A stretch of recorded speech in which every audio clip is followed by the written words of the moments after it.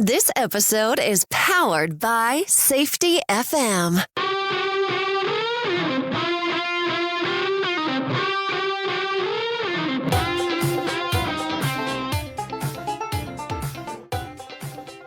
The Crucial Talks podcast with your host, Mike Saddam.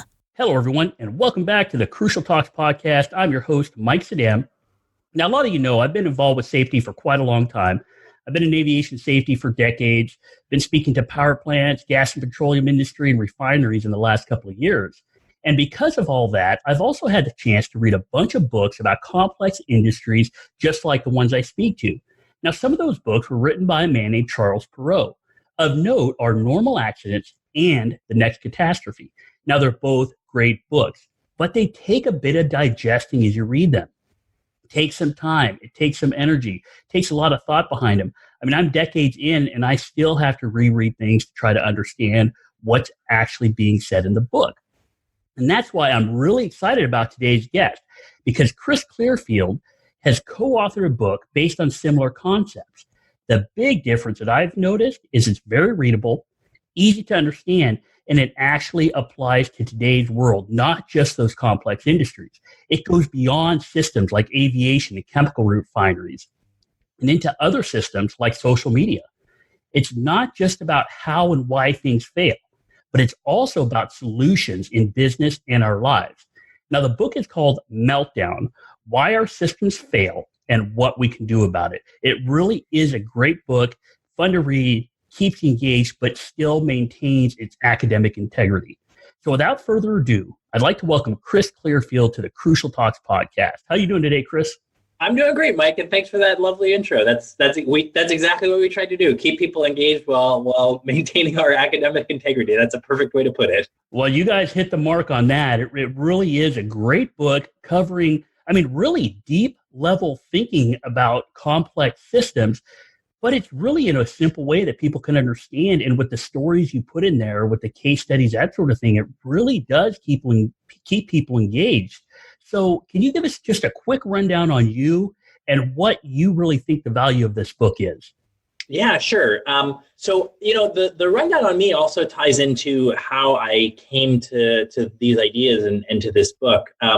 I was a science and engineering geek as an undergrad and growing up. I studied physics and biochemistry at Harvard for my undergrad degree. Thought I was going to go to grad school, but ended up getting kind of intercepted by Wall Street instead. And I worked on Wall Street first as a trader and then as a person looking at the kind of risk of automated trading systems, risks of using computers to, send orders and make money. And for me, what stood out was I worked in that industry kind of during the heart of the financial crisis. So what I found myself kind of wondering aloud or sort of observing was just this notion that even from the outside of some of these big banks, I could tell that some firms were going to do better than others.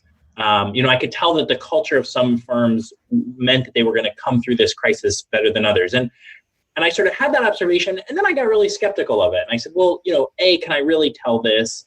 And B, if so, boy, that's pretty interesting, right? That we could tell something about how well a firm is going to perform in a crisis just based on kind of an outside observation of their culture. And at the same time, I was actually learning to fly, and I was reading a lot about accidents and what happens when flight crews, crash, which obviously they never want to do, but it tragically happens sometimes. And just sort of realizing that actually some of the same cultural dynamics were at play in some of those instances. And so that kind of really got me thinking. That got me thinking about the connection between kind of culture and how different industries take risk. And then it was really in 2010 when Deepwater Horizon happened, and I started reading about that accident, the sinking of that rig in the Gulf, and obviously the huge environmental consequences. And just realizing that at the center of that was both a complex system, like in finance, in some ways like in aviation, and also I think a culture that had a lot of challenges in how it made decisions and turned its attention to different kinds of risks. So it was really those three things that led me to team up with Andras Tilchik, who's my friend and co-author on this book, and really start a kind of research and consulting business called System Logic, where basically we help firms with these ideas. We sort of teach leaders to create organizations that can make better decisions and thrive amidst the kind of complex world that we live in. And the book is sort of a byproduct of our work and what came out of that. So it's been a kind of a fascinating ride.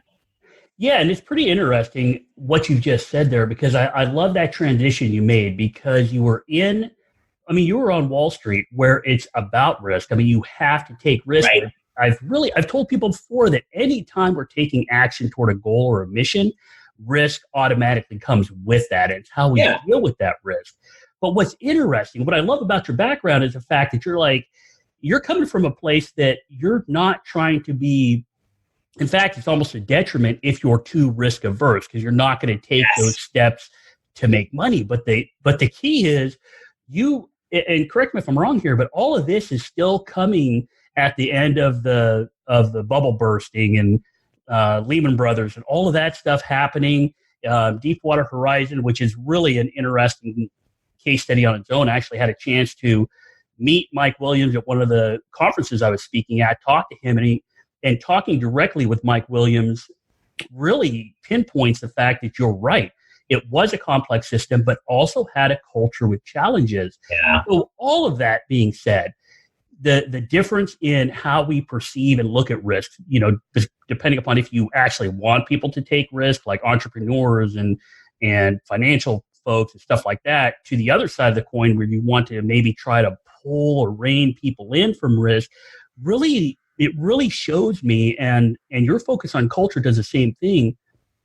It shows me that it's not really about so much the policies or the processes or the software, but it's really a lot about the people.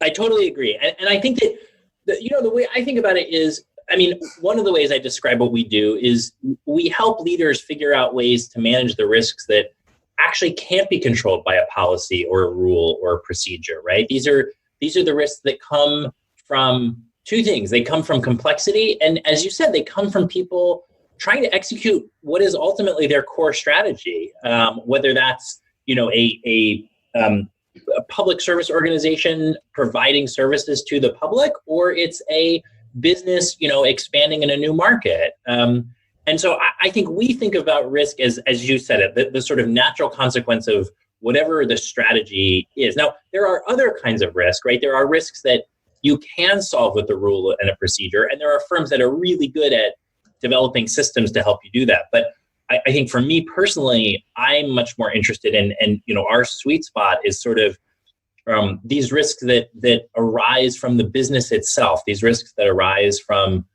the strategy itself, and that are ultimately I think the ones that are harder to solve, and for which solving them gives you such much better traction in a sense. Well, and I love what you said there. All of that kind of makes sense, because one of the things we talk about, I'm sure you've heard of this, is the black line versus blue line, or drifting accumulation models, that sort of thing, where basically that black line is kind of like, hey, this is how we wrote policies and procedures and processes. So this is how we imagined everything is going to go. But in reality, it's really this blue line concept where it's variable, where it's the people in the system that are trying to get the right thing done. And that's really what Charles Perrault was saying, right? When it's totally. More of the normal accident happens because people are doing the right things, or trying to do the right things, and it's how they perceive what they're supposed to be doing and how they're doing it that could actually lead to this type of accident. But what you said in your book, I think, is pertinent to a lot of people, is that one of the things Perrault noticed was the focus on blame. And can you talk a little bit about that? I think it's a good jumping off point about how a lot of organizations, something goes wrong and their default is, well, let's blame somebody. Yeah, no, it's great. And I'll kind of approach it the way Perrault did, which was, so Perrault's interest in, Perrault was a sociologist who, before he started thinking about accidents, he wrote about the organization of textile mills in New England. So, he was not an engineer. He was not somebody who sort of came to this stuff except kind of by pretty random chance. But he was brought into the 3 Mile Island accident investigation to kind of lend his perspective as a sociologist to that. And, what was really interesting is he sort of looked at this accident, and the official conclusion of the investigation commission was that this was operator error, and it was kind of the classic things, right? Operator error, they needed more training, they didn't do the right thing. And what Perot looked at this accident and said, he said, the details of this accident, the logic of the system failure was not understood until 7 months of investigation by the official commission. There's no way that the operators, operating in that moment could have understood what they were, quote unquote, supposed to do, because nobody understood that. This was an accident that sort of departed from the planned kind of, the sort of neat and tidy engineering plan of how that nuclear power plant, how that system worked. And so in response to the meltdown, what Perot said is basically this is an accident that arose from two things: complexity and tight coupling. And so what does he mean by both of these? Well, for complexity, what he's talking about is the kind of unanticipated consequences, the unanticipated interactions of different parts of the system. So it's a system that has so many different parts that you can't understand kind of, you can't sort of draw it on a whiteboard. You can't understand all the different interactions that might happen in reality in comparison with, what your designer sort of planned. So in the 3 Mile Island case, the accident itself was triggered by, really trivial things like a minor water leak, some pumps that shut down, some valves that were closed unexpectedly, and then sort of famously, this valve that got stuck open in the reactor to help vent pressure, but the indicator in the control room said that it was closed. So you have kind of all of these different confusing elements happening at once. And then tight coupling, the other variable that Perot thinks about is just sort of how much of a buffer there is in the system to recover from a problem. So in the case of a nuclear power plant, it's hard. You can't sort of pause the system, right? The reaction is running, and unless you can get that heat away, you're going to have a meltdown, which is ultimately what happened. And so Perot looked at this and he said, well, nuclear power is this complex, tightly coupled system. It is the kind of system that is very hard to engineer in a way that is really accident proof. So, most of us don't work in nuclear power, but I think that the way I like to think about complexity and tight coupling is just travel, right? So, if you're taking a trip from LA to New York, that a direct flight has kind of less chance of things going wrong, where if you have, a connection in Utah and then a connection in Chicago, and then you're on to New York, there are all of these different things that kind of can happen, right? So you added interactions, and that makes the likelihood of interruptions or delays more likely. And then the tight coupling bit, I think we've all had that experience of, running to change planes in a big airport where you don't, maybe you have 45 minutes before your flight, and then there's a little bit of delay. And so by the time you get there, you're really, you're off at a full sprint. And that is really tight coupling. It's like, how much buffer does the system have to absorb these kind of unexpected interactions?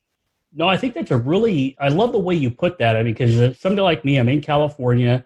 I have to travel to Southern California periodically. I use a particular airline that is really, it's complex and tightly coupled.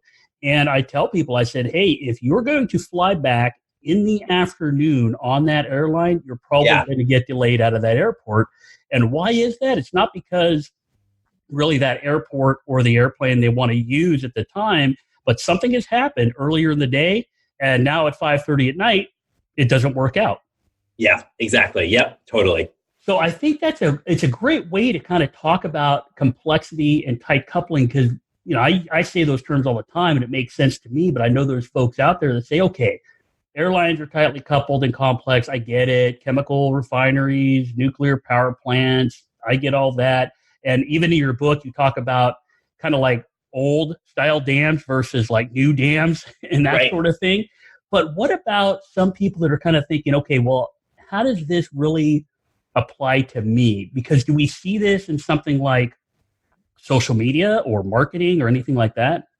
Yeah, no, it's a great question. And actually, it was one of the things that really surprised us most as we worked on this book. So, I think Anjosh and I both kind of came into this project thinking that we would be writing about the Deepwater horizons of the world. And we do write about those things. But what really surprised us most is how pervasive this challenge is in our world today. So, social media is just a great example, right? Where something like Twitter, the whole nature of the system is that it is complex, right? It is you put a message out there, you might think it's going to land one way, but if it lands a different way, and if people don't like that, boy, can that be a challenge, right? That, their response to their responses and their response to their responses, there's all these feedback loops, which means that, people have posted what they have thought of as sort of innocuous jokes and, lost their jobs because of it.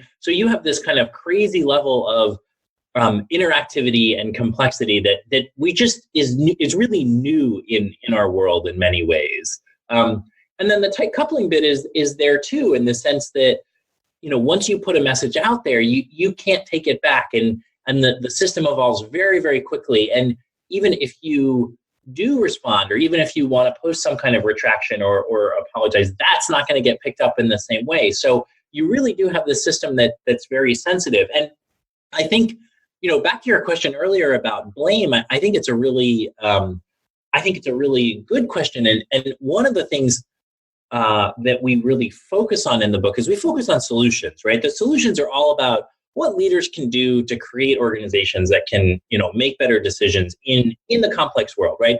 Since some of those solutions involve reducing complexity, increasing transparency, and those kind of things. But actually, a lot of them involve getting your team to speak up about problems and, sort of harnessing the data that you do have and the wisdom that you do have already as an organization. But the key is that is not going to work if you are using those kind of falling back on those sort of shame and blame tactics. And, what we know about some of the most innovative companies is part of why they're innovative is because people feel comfortable taking risks. And boy, if you, blame somebody or fire somebody for a kind of a mistake that anybody could make, are you totally crippling your organization's ability to take risks and make progress and learn from all of these events? So you're likely to turn these small failures into the seeds of bigger ones. Yeah, and that's really interesting because this is all about human behavior and the chilling effect that this blaming somebody actually takes on the organization, because that filters out also. I'm one of these believers that human behavior and the beliefs we assign to the roles we play, that's almost in itself a complex and tightly coupled system, because those beliefs, they really propagate throughout the organization pretty rapidly. If you do something like that, somebody makes a mistake, then I love the way you said it. Somebody makes a mistake that anybody could have made, and they're the ones that get the full brunt of that fallout. That could have a cascading effect in the entire culture. Yeah, that's a great way to put it. Yeah, I like that analogy a lot. And in fact, one of the things that we talk a little bit about in the book, but really we see a lot in our work, is the way that organizational complexity, the structure of an organization, can add complexity, can add tight coupling, and can really exacerbate the complexity of the system that people are dealing with. General Motors is a great example of that. Their ignition switch recall is really what was an engineering problem, was a technical problem at the core of it in some sense, but really it was an organizational problem. And so, that's the thing I think is fascinating, that at scale, solving some of these organizational problems means that you are, not only setting yourself up to innovate better, but you are also setting yourself up to, avoid the $10, $100 billion catastrophe that might befall you. And I think that it's easy to lose sight of that. Well, let's talk about that catastrophe befalling somebody, because I think what's really interesting about your book is something that we talk about a lot in safety and human behavior and human performance, where we really talk about a lot of organizations focus on things that are costing them money, slips and falls, small accidents, little mistakes, stuff like that. But some organizations have this belief that, hey, look, if I take care of the slips and falls, if I take care of the trips, if I take care of all these little things that are costing me money or that people are doing that are causing minor injuries, if I do those things, all of a sudden that means I'm going to I'm going to prevent this catastrophic event. But that's not really the case, is it? Yeah, it's so interesting. I mean, on the one hand, when we're working with a leader, one of the things we're always looking for is data, right? What's the data on what's going on in your organizations right now? And to that end, data on slips and falls, data on accidents can be super valuable. But I think the mistake that people make is not realizing that just because you're collecting that data or just because you're sort of optimizing for that does not mean that you are actually helping system safety, right? And I think that's such an important jump and such an important concept, because the more complex our systems become, the more that we can have failure at such big scale that really dwarfs the kind of benefit of the sort of obsessive focus on holding handrails or having lids on your coffee cups. And we quote from Transocean, who obviously owned and operated the Deepwater Horizon rig. We quote from, I think, an annual report that they put out the year after the accident. And it says something like, notwithstanding the tragic loss of life in the Gulf of Mexico, we achieved an exemplary statistical safety record as measured by our total recordable incident rate and total potential severity rate. They had the best year in safety performance in our company's history. And, that's just, not only is that an incredibly tone-deaf statement, it's really interesting, right? They just had they just had a huge part in the biggest environmental catastrophe that we have seen in decades, if not ever, where people died. And it's they're sort of looking at their statistical safety models. And I think what that shows is that we need to make sure we're not losing the forest for the trees as we look at these kind of things. Well, and that's another interesting thing you bring up, because the people on Deepwater Horizon, the people that work in complex industries, the people that work in finance, all of these people are really driven by kind of the same internal drivers we have been for eons. The need to be part of a team, the need to be part of a bigger purpose, the need to be recognized for what we do, the need to feel this level of social esteem. So people are driven really, and I put this in quotes, to do the right thing, but that doing the right thing behaviorally could be different than doing the right thing as process or procedure, or some of this other type of data might indicate. And I think that's where there's kind of this interesting part of your book that really drew my attention. You mentioned shadowy areas, that people are operating in these shadowy areas, and it brings up this connotation of, hey, people are working in these areas, trying to get the job done, trying to do things, back to this whole black line, blue line, work as imagined versus work in reality, that kind of thing. What is this idea or this concept of shadowy area? Well, I think, I think part of what it is just this idea, and you talked about it in terms of the normalization of deviance, which is how I think about that black line, blue line stuff. But I basically think of it, if I kind of know what you're referring to, it's just this idea that, 99.9% of the time, people show up to work every day to do the right thing, right? To do a good job. Maybe it's 99% of the time, but it's by far most of the time. And I think that idea of kind of assuming positive intent is a huge part of what makes cultures that are able to learn from these things and that are able to handle complexity. It's a big part of what makes that possible for those cultures. And so, I think there's two ways that we think of that in the book.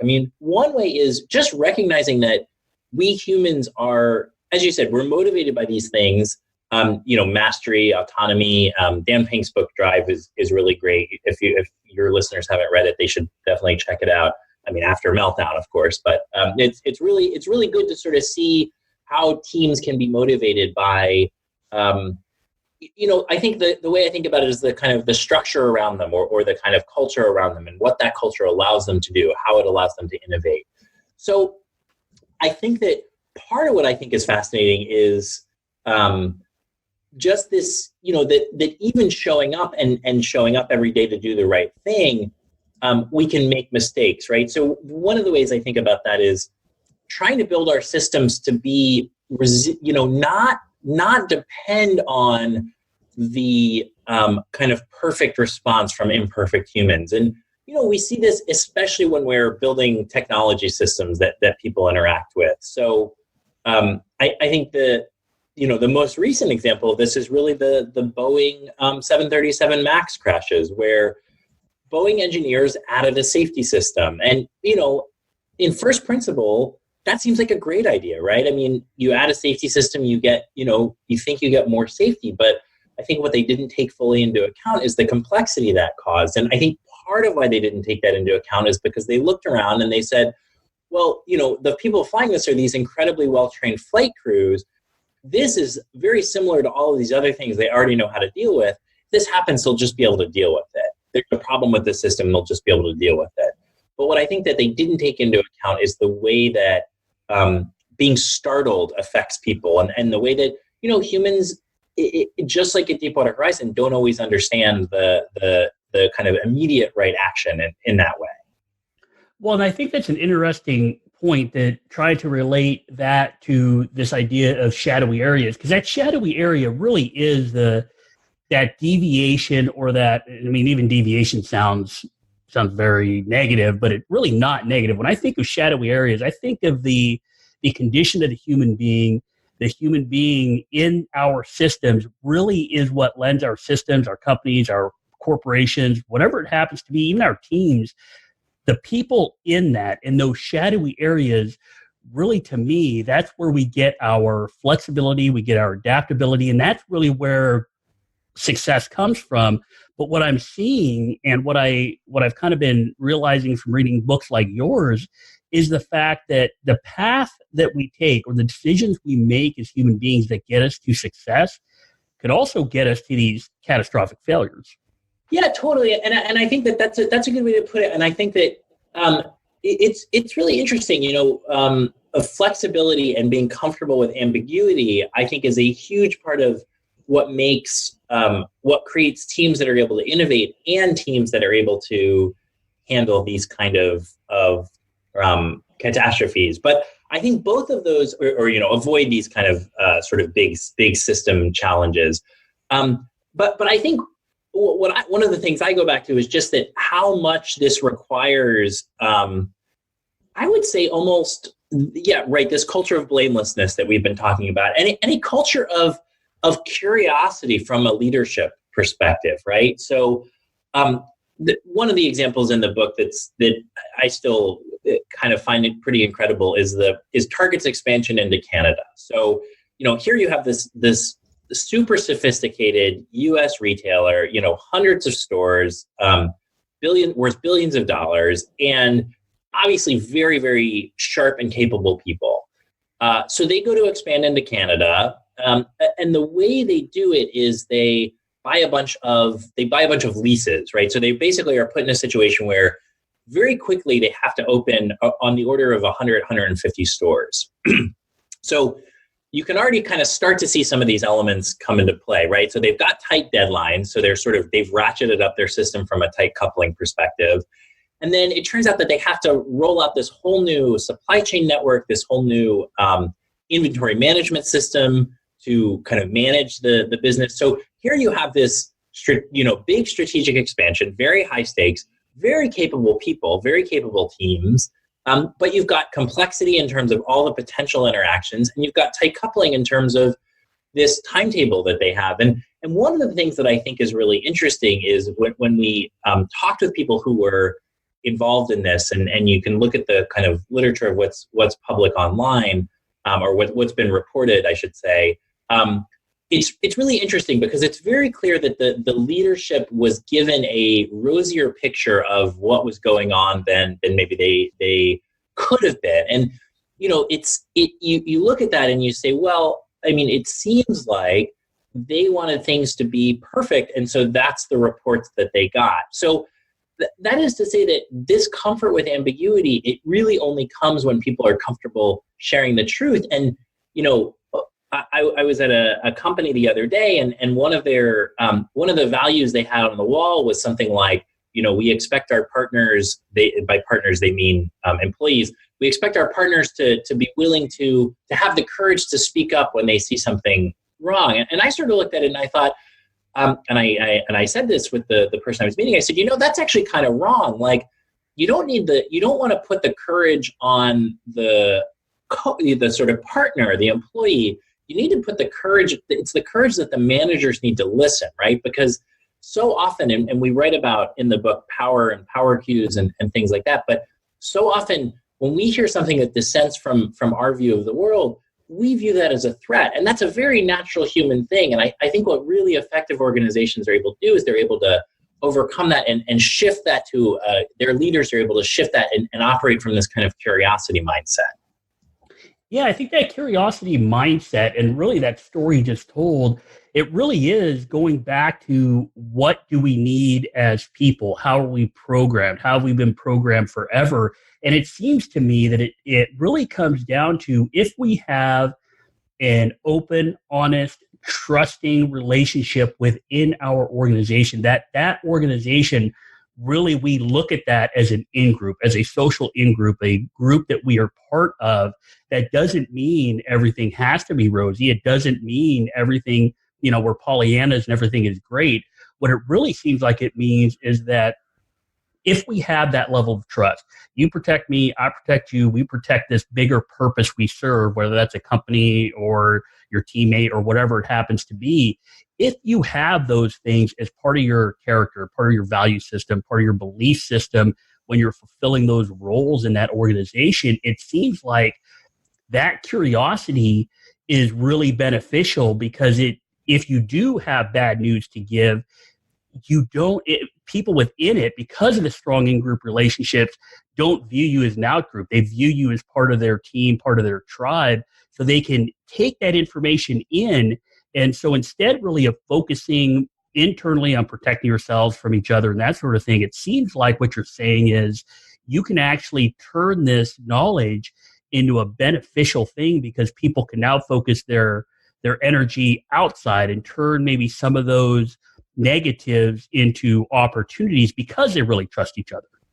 Yeah, I think that's a great way to put it. That's exactly right. And that element of trust. I mean, when we talk about it with both in the book and also with consulting clients, when we're working with leaders and organizations, we're talking about it in terms of what the academic literature calls psychological safety, which is just, I mean, in a sense, it's just this willingness of people to take risks because they feel like mistakes are not held against them and they're not blamed for that. And, I think that you have so many companies out there, so many organizations who want to do innovative things, but then really are constrained by the culture and how they follow up with things, how they coach or find a better place or exit, poor performers, how they kind of demand a high level of performance from people. But that also comes down to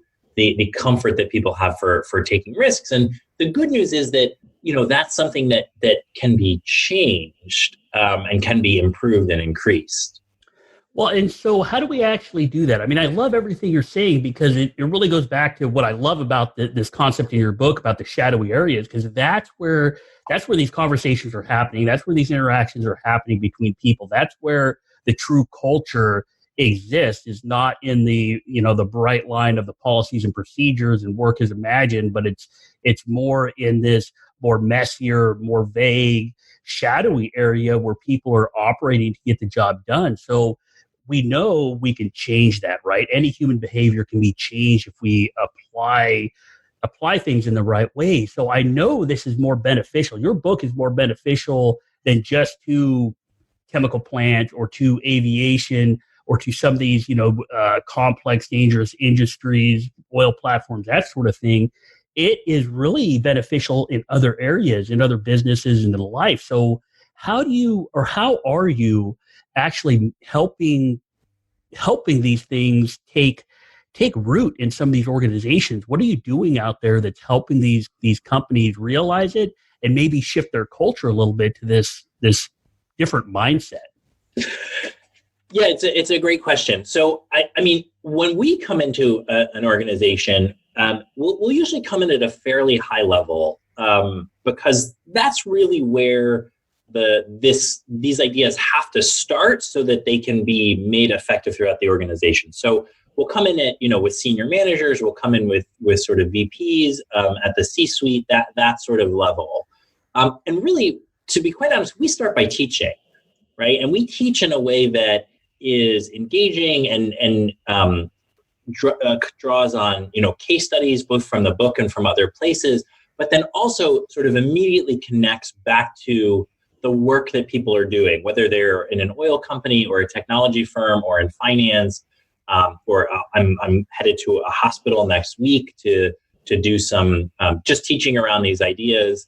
And really with that as the foundation, we have a couple of things we can do from there. So one of the things we like to do is, as I said before, we think data is really important. And there are actually good ways to collect data on the different kinds of things that might be impeding an organization's ability to perform at the highest levels, whether that's in their systems, in their teams, or in the environment that they're operating in, and how they're able to learn from that. And so once we've kind of gotten that data, which we collect quantitatively, qualitatively, in a bunch of different ways, we then have the ability to sort of say, okay, your systems are very complex, but here's a way that we could help think about injecting some transparency into it. So that might be paying attention to near misses and doing a better job of kind of drawing out information from that.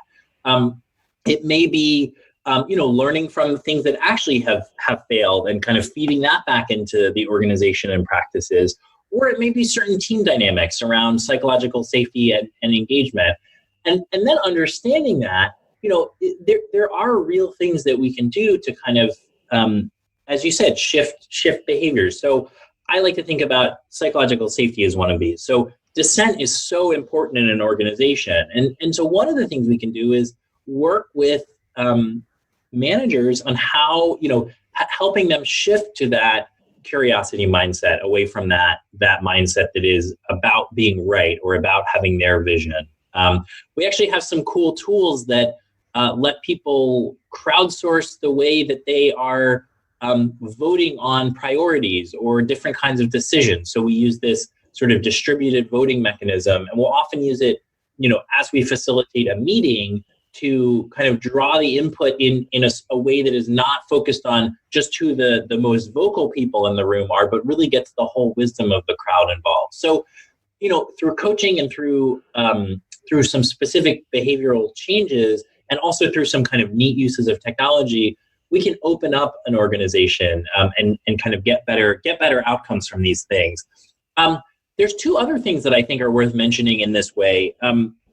One is just diversity, right? So a lot of organizations think about diversity, but one of the most surprising things in our book was having a diverse group changes the way we make decisions. And it does it actually by increasing the friction in the decision. So people are more likely to question each other. People are less likely to kind of accept the status quo, less likely to accept, business as usual when there is diversity on the team. And interestingly, I mean both sort of surface level diversity, race, gender, ethnicity, but we also mean here diversity in professional backgrounds. So one of the most interesting bits of research that Andras and a co-author did that we included in the book was this research around how the makeup of a bank's board affects the bank's likelihood of failure. So the more, when you looked at data from, I think, 15 years of community banks in the US,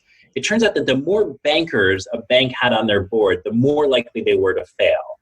And that's really interesting, right? You would think that bankers would be more likely to be good at managing a bank, but it turns out that having a diverse board where you have, not just bankers, but doctors and lawyers and engineers, civil servants, that kind of removes this sort of benefit of the doubt that we so often see.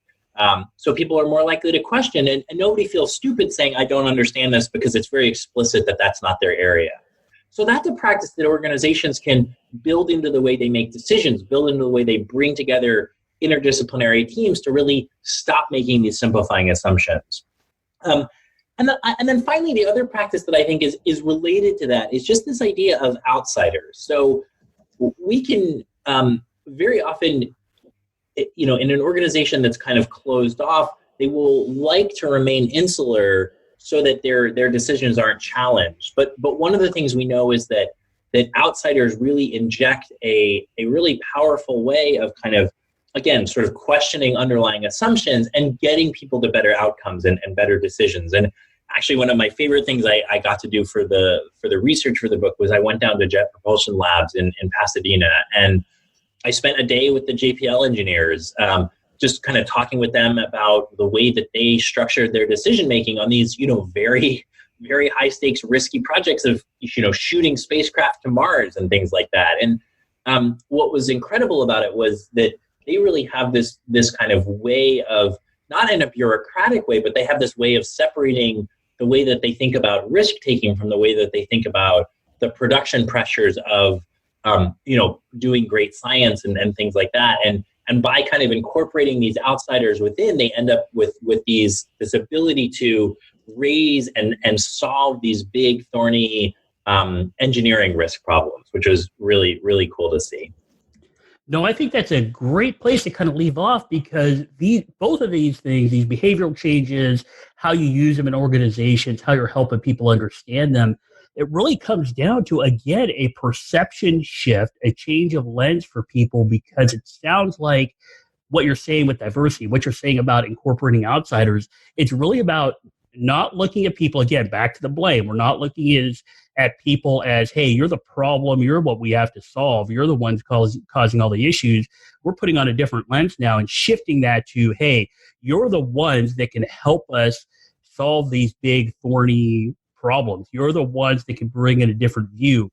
You are not part of the problem, you're part of the solution. It seems like that shift in mindset, that change in lens, can be super beneficial for a bunch of different people.